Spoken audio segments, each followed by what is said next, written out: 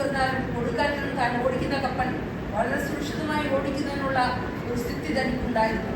എങ്ങനെയെന്നാൽ പ്രകൃതി കോരിക്കുമ്പോൾ, കൊടുങ്കാറ്റടിക്കുമ്പോൾ, തിരമാല അടിച്ചു ഉയരുമ്പോൾ കപ്പലിന്റെ ഏറ്റവും മുകളിൽ ചെന്ന് കാറ്റിന്റെ ഗതിയെ ശ്രദ്ധിക്കും.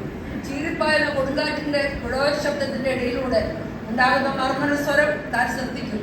ആ മർമ്മര ശബ്ദത്തിൽ ഗതി മനസ്സിലാക്കി എലിനോ കപ്പൽ തിരിച്ചുവിടാൻ ആവശ്യപ്പെടും. അങ്ങനെ കപ്പലിന്റെ ദിശ തിരിച്ചുവിട്ട് അവിടെ നിന്നും രക്ഷപ്പെടും. അങ്ങനെ ഇരിക്കെ ഇൻഷുറൻസ് കമ്പനി ഒരു നിയമം പുറപ്പെടുവിച്ചു. അതായത് കപ്പലോട്ടത്തിന് സർട്ടിഫിക്കറ്റ് ഇല്ലാത്തവർക്ക് കപ്പലോടിച്ച് അപകടമുണ്ടായാൽ ഇൻഷുറൻസ് കമ്പനിക്ക് ബാധ്യതയില്ല. അതിന് പ്രകാരം അംഗീകൃത പാഠശാലയിൽ കപ്പലോട്ടത്തെ കുറിച്ച് താനും പഠിക്കാൻ പോയി. താൻ ശ്രദ്ധയോടെ പഠിച്ചു. കാറ്റിന്റെ ഗതികളും അതിന്റെ വേഗതയും അതിന്റെ ഇക്വേഷനുകളും വിശദമായി എലിനോ ശ്രദ്ധയോടെ പഠിച്ചു. സർട്ടിഫിക്കറ്റും കരസ്ഥമാക്കി കപ്പലോട്ടത്തിന് പ്രവേശിച്ചു. കുറെ കാലം കഴിഞ്ഞ് താൻ കപ്പൽ ഓടിച്ചുകൊണ്ടിരിക്കെ കാറ്റ് വീശുന്നു തുടങ്ങി.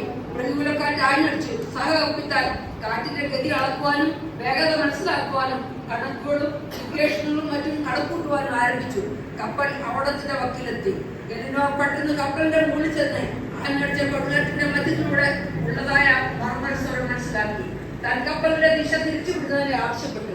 മർമ്മരസ്വരം കേട്ട് തിരിച്ചറിഞ്ഞ പാതയിലൂടെ കപ്പൽ തിരിച്ചുവിട്ടു. അപകടത്തിൽ നിന്നും രക്ഷ പ്രാപിച്ചു. പ്രിയ ദൈവമക്കളെ, കുഞ്ഞുങ്ങളെ, ഇങ്ങനെ ഏത് ദർശനമായ അന്തരീക്ഷത്തിലും നാം ദൈവശബ്ദം കേട്ട് അതനുസരിച്ച് മുൻപോട്ട് പോവുകയാണെങ്കിൽ അപകടത്തിൽപ്പെടാതെ നേരാദിശയിലൂടെ നമ്മുടെ ജീവിത കപ്പൽ അക്കരെ എത്തിക്കുവാൻ സാധിക്കും.